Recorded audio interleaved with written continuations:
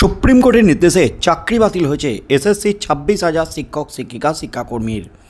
Supreme কোর্টের প্রধান বিচারপতি জাস্টিস খান্না কোনো রেয়াত করেননি 26,000 শিক্ষক শিক্ষিকা শিক্ষাকর্মীকে, কারণ যোগ্য অযোগ্য বাছাই করা যায়নি এবং প্রাতিষ্ঠানিক দুর্নীতি, পুরোটাই দুর্নীতি। যে সমস্ত অযোগ্য শিক্ষকের শিক্ষিকার লিস্ট দিয়েছিল এসএসসি, তার মধ্যেও কিন্তু একাধিক ক্ষেত্রে অসঙ্গতি ছিল। এছাড়াও যোগ্য শিক্ষক শিক্ষিকাদের লিস্টে যে কোনো অযোগ্য শিক্ষক শিক্ষিকা নেই, সে ব্যাপারে কিন্তু শিওর হতে পারেনি এসএসসি। তাই এই যোগ্য অযোগ্য বাছাইয়ের ক্ষেত্রে এসএসসির গাফিলতি এবং রাজ্যের ব্যর্থতাকে দায়ী করেছিলেন প্রধান বিচারপতি জাস্টিস খান্না। তিনি কিন্তু স্পষ্ট করেছিলেন শুরুতেই, হয় সমস্ত প্যানেলটা বাতিল করব যদি যোগ্য অযোগ্য আলাদা করা না যায়, তা না হলে যোগ্য অযোগ্য আলাদা করা গেলে যোগ্যদের চাকরি থাকবে, অযোগ্যদের চাকরি বাতিল হবে। কিন্তু সুপ্রিম কোর্টের প্রধান বিচারপতি বারবার যেটা উল্লেখ করেছেন, একেবারে প্রথম থেকে শেষ পর্যন্ত দুর্নীতি হয়েছে। তাই এই দুর্নীতির মধ্য থেকে যোগ্যদের খুঁজে বের করা কঠিন, তাই গোটা প্যানেলটাই বাতিল। হাইকোর্ট তো এমনি এমনি বাতিল করেনি, একাধিক পর্যবেক্ষণ ছিল সুপ্রিম কোর্টের প্রধান বিচারপতির। আর সুপ্রিম কোর্টের প্রধান বিচারপতির নির্দেশের পরই কিন্তু প্রবল চাপে পড়েছে রাজ্যের উপর চাপ বাড়তেই রাজ্যের মুখ্যমন্ত্রী মমতা ব্যানার্জি নেতাজি ইন্দোরে চাকরি হারানো শিক্ষক শিক্ষিকাদের নিয়ে বৈঠক করেন। সেই বৈঠক থেকেই সুপ্রিম কোর্টের বিরুদ্ধে একাধিক বেফাঁস মন্তব্য করেন।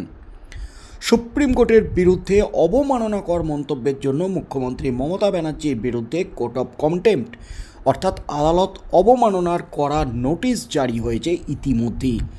আর সেই নোটিশ জারি হওয়ার পরই কিন্তু মুখ্যমন্ত্রীকে যে হুঁশিয়ারিটা দেওয়া হয়েছিল আইনজীবীর তরফ থেকে, মুখ্যমন্ত্রী মমতা ব্যানার্জিকে ক্ষমা চাইতে হবে সুপ্রিম কোর্টের কাছে। প্রকাশ্যে ক্ষমা চাইলে তার বিরুদ্ধে এই অবমাননার নোটিশ তুলে নেওয়া হবে, তা না হলে মুখ্যমন্ত্রী মমতা ব্যানার্জির বিরুদ্ধে আদালত অবমাননার মামলা দায়ের করা হবে। তার পরপরই কিন্তু তৃণমূল শীর্ষ নেতৃত্ব অবস্থান স্পষ্ট করে দিয়েছিলেন। কুণাল ঘোষ মুখ্যমন্ত্রীর অবস্থান স্পষ্ট করেছিলেন, মুখ্যমন্ত্রী আদালতকে আইনকে সম্মান করেন। তার মধ্যেই কিন্তু আজ সুপ্রিম কোর্টের বিরুদ্ধে ফের বিস্ফোরক। মুখ্যমন্ত্রী মমতা ব্যানার্জি ক্ষমা চাওয়া তো দূরের কথা, ফের সুপ্রিম কোর্টের বিরুদ্ধে প্রধান বিচারপতির যে নির্দেশ, সেই নির্দেশ নিয়ে ফের বেফাঁস মন্তব্য করে বসলেন মুখ্যমন্ত্রী মমতা ব্যানার্জি। এসএসসি 26,000 শিক্ষক শিক্ষিকা শিক্ষাকর্মীর চাকরি বাতিল নিয়ে ফের বিস্ফোরণ ঘটালেন মুখ্যমন্ত্রী মমতা ব্যানার্জি। প্রথম থেকেই এই চাকরি বাতিলের দায় ঠেলে দিয়েছিলেন প্রাক্তন বিচারপতি অভিজিৎ গঙ্গোপাধ্যায় এবং সিপিএমের আইনজীবী বিকাশ রঞ্জন ভট্টাচার্যের দিকে।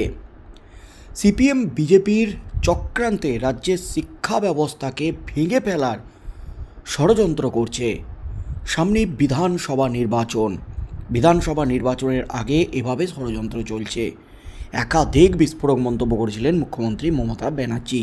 আর আজ ফের মুখ খুললেন মুখ্যমন্ত্রী মমতা ব্যানার্জি। সুপ্রিম কোর্টের বিরুদ্ধে প্রধান বিচারপতির নির্দেশের বিরুদ্ধে বিস্ফোরক ফুঁসে উঠে বোমা ফাটালেন মুখ্যমন্ত্রী মমতা ব্যানার্জি। নেতাজি ইন্দোরের ওয়াকফ সমাবেশেও চাকরি বাতিল ইস্যুতে মুখ খুললেন মুখ্যমন্ত্রী মমতা ব্যানার্জি।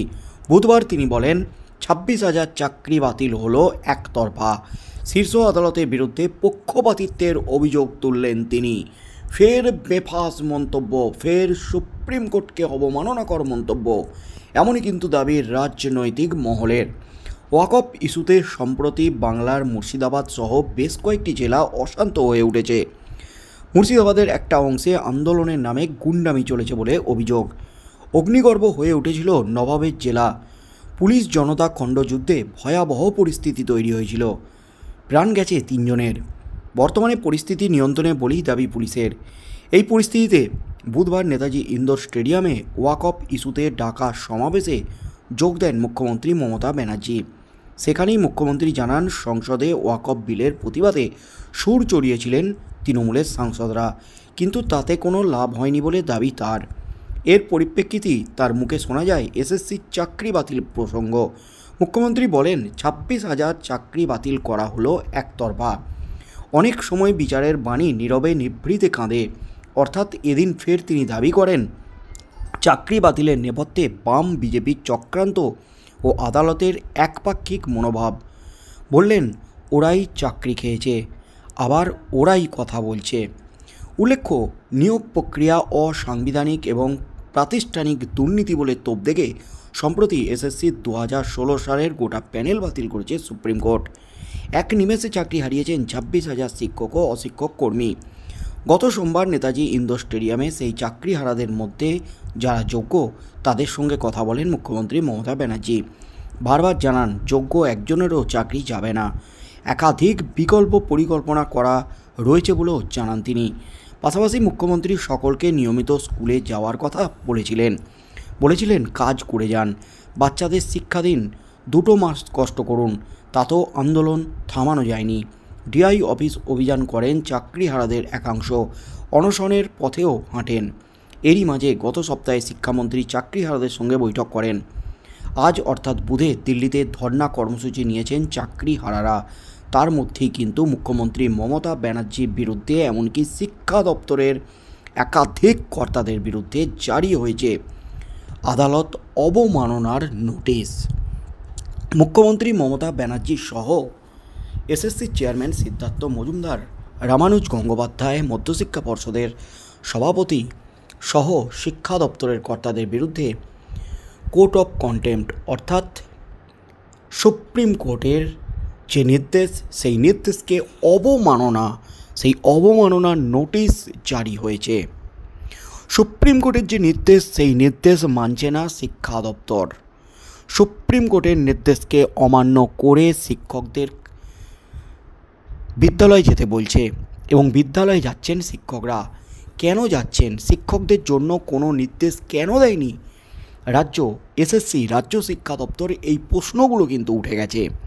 তার সাথে সাথে মুখ্যমন্ত্রী মমতা ব্যানার্জি সুপ্রিম কোর্টকে নিয়ে একাধিক যে মন্তব্য করেছিলেন, তিনি কিন্তু দাবি করেছিলেন এর জন্য আমাকে জেলে ভরা হতে পারে, আমি জেলে যেতেও রাজি। এমনই কিন্তু বিস্ফোরক দাবি করেছিলেন। আমি মানবিক দৃষ্টিভঙ্গিতে চাকরিহারাদের পাশে দাঁড়িয়েছি বলে আমাকে জেলে ভরতে পারে, জেলে ভরুন, আমি ওয়েলকাম জানাচ্ছি। এমনই কিন্তু বিস্ফোরক দাবি করেছিলেন মুখ্যমন্ত্রী মমতা ব্যানার্জি। তারপরই কিন্তু এক আইনজীবী মুখ্যমন্ত্রীকে আদালত অবমাননার নোটিশ পাঠান। সেখানে কিন্তু স্পষ্ট করা হয় অবস্থান, আপনি ক্ষমা চান, তা না হলে আপনার বিরুদ্ধে আদালত অবমাননার মামলা দায়ের করা হবে। কিন্তু ক্ষমা চাওয়া তো দূরের কথা, আজ ফের সুপ্রিম কোর্টের নির্দেশ নিয়ে প্রশ্ন তুলে দিলেন মুখ্যমন্ত্রী মমতা ব্যানার্জি। ওয়াকফ সংশোধনী বিল নিয়ে যে আন্দোলন চলছে, সেই আন্দোলনের মাঝেই আজ নেতাজি ইন্দোরে ইমামদের সাথে বৈঠক করেন মুখ্যমন্ত্রী মমতা ব্যানার্জি। সেই বৈঠক থেকে একাধিক বিস্ফোরক মন্তব্য করেন মুখ্যমন্ত্রী মমতা ব্যানার্জি। আর তার মাঝেই কিন্তু এসএসসি চাকরি বাতিল নিয়ে মুখ খুলে এবার সরাসরি সুপ্রিম কোর্টের নির্দেশকে একতরফা পক্ষপাতিত্ব বলে দাবি করেন মুখ্যমন্ত্রী মমতা ব্যানার্জি। সুপ্রিম কোর্টের বিরুদ্ধে পক্ষপাতিত্বের অভিযোগ তুললেন তিনি এবং এই চাকরি বাতিলের জন্য ফের কিন্তু দায়ী করা হলো সিপিএম বিজেপিকে। আগামী দিনে এই নিয়ে কী হতে চলেছে? এবার কি মুখ্যমন্ত্রী মমতা ব্যানার্জির বিরুদ্ধে আদালত অবমাননার মামলা দায়ের হবে? মুখ্যমন্ত্রী কি চরম বিপদে পড়তে চলেছেন? আগামী দিনে কি হতে চলেছে এবং সুপ্রিম কোর্টে যদি মামলা দায়ের হয় মুখ্যমন্ত্রীর বিরুদ্ধে কি হতে চলেছে? কি নির্দেশ দেয় বিচারপতি? কি সিদ্ধান্ত নেন যে আইনজীবী আদালত অবমাননার মামলা দায়ের করবেন বলে হুঁশিয়ারি দিয়েছেন এবং নোটিশ পাঠিয়েছেন, আইনি নোটিশ? কি হতে চলেছে আগামী দিনে সেদিকেই চোখ থাকবে গোটা রাজ্যের।